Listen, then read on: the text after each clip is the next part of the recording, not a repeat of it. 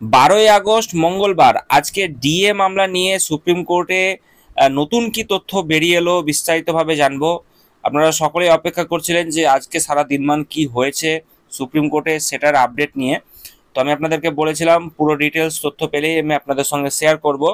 তো আজকে সারা দিনমান কি হয়েছে সুপ্রিম কোর্টে ডিএ মামলাটিকে কেন্দ্র করে, চলুন একের পর এক তথ্য আমি আপনাদের সঙ্গে শেয়ার করব। তাই ভিডিওটি প্রথম থেকে শেষ তার আগে পর্যন্ত বলি বন্ধুরা, দেখবেন। আপনারা যারা আমাদের চ্যানেলের সাথে যুক্ত আছেন তারা জানেনই এই চ্যানেলের প্রত্যেকটা ভিডিও কিন্তু দরকারি। তাই কেউ এখনও যদি আমাদের চ্যানেলটা সাবস্ক্রাইব করে না থাকেন তাহলে অবশ্যই আমাদের চ্যানেলটা সাবস্ক্রাইব করতে ভুলবেন না এবং পাশে থাকা বেল আইকনটি ক্লিক করে দেবেন যাতে নতুন আপডেট আসলে আপনার ফোনে পৌঁছে দিতে পারে। আমরা এই চ্যানেলে কিন্তু প্রত্যেকদিন নতুন নতুন লেটেস্ট আপডেট নিয়ে আসছি সরকারি এবং চাকরি রিলেটেড। তো তার জন্য অবশ্যই আমাদের চ্যানেলটা সাবস্ক্রাইব করে দেবেন এবং পাশে থাকা বেল আইকনটি ক্লিক করে অল নোটিফিকেশন করে দেবেন। তো আজকে ডিএ মামলায় সুপ্রিম কোর্টে কি ঘটলো এই নিয়ে আপডেট চলে এসেছে। সারাদিন মানে আজকে কি ঘটনা ঘটেছে এবং জানবো বিষয়টি। তো রাজ্য সরকারি কর্মীদের মহার্ঘ ভাতা বা ডিএ মামলার শুনানি আবারও কিন্তু পিছিয়ে গেল সুপ্রিম কোর্টে। আজকে 12ই আগস্ট 2025 বিচারপতি সঞ্জয় করল এবং বিচারপতি প্রশান্ত কুমার মিশ্রের বেঞ্চে এই মামলার শুনানি হওয়ার কথা ছিল, কিন্তু রাজ্য সরকারের পক্ষ থেকে সিনিয়র আইনজীবী কপিল সিব্বল অনুপস্থিত না থাকায় শুনানি সম্ভব হয়নি।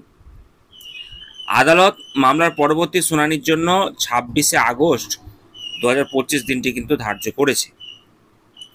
তো আজকের দিনে যে ঘটনা প্রবাহ রয়েছে সেখানে যেটা জানা যাচ্ছে যে দুপুর 2টোয় মামলার শুনানি শুরু হওয়ার কথা ছিল, কিন্তু রাজ্য সরকারের পক্ষ থেকে ইমেলের মাধ্যমে মামলাটি মুলতবি রাখার জন্য আবেদন জানানো হয়।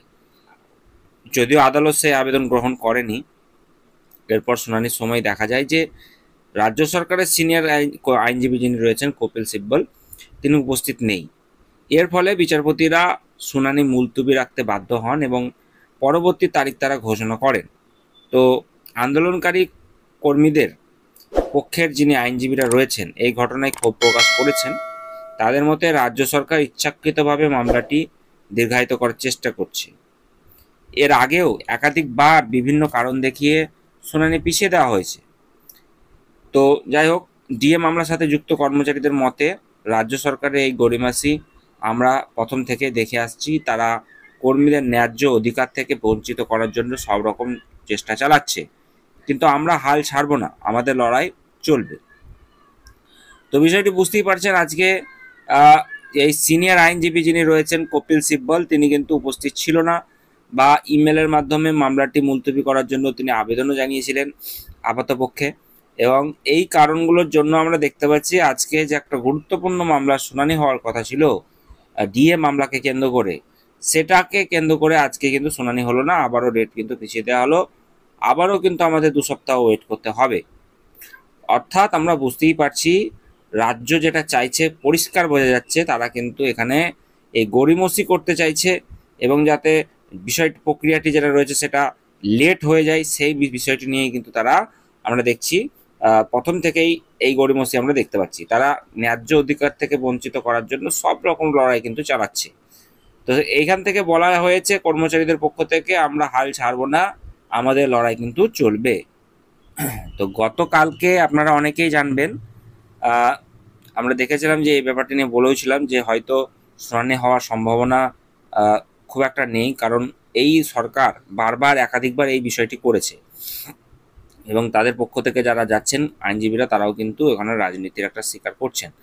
তো যাই হোক, প্রবীরবাবু রাজ্য সরকারের পূর্ববর্তী যুক্তিগুলিকে দুর্বলতা, যেটা আমরা দেখেছি রাজ্য সরকারের যে যুক্তি দুর্বলতা সেগুলো কিন্তু তুলে ধরেছিলেন।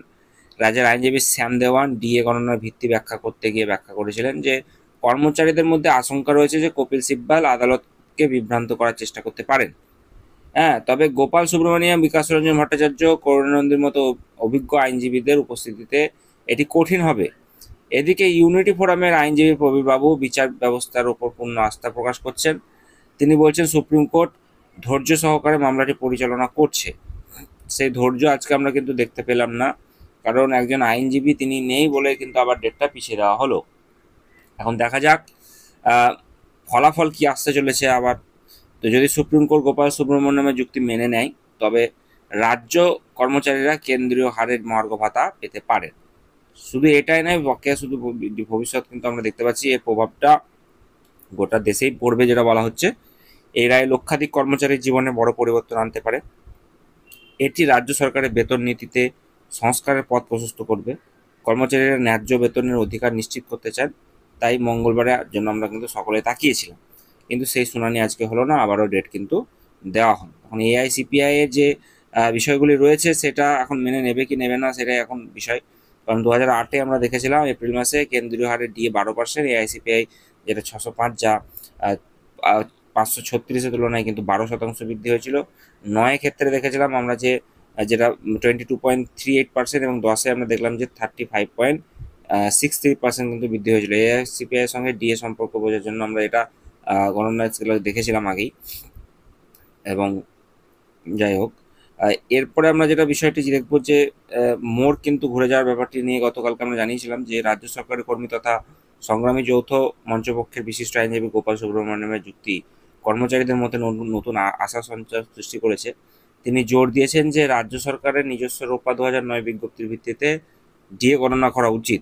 এই মামলার সর্বভারতীয় উপভোক্তা মূল্যসূচক যেটা রয়েছে এআইসিপিআই গুরুত্বপূর্ণ ভূমিকা পালন করছে। মঙ্গলবার অর্থাৎ আজকে সুপ্রিম কোর্টে মামলা শুনানি হওয়ার কথা থাকলেও হলো না।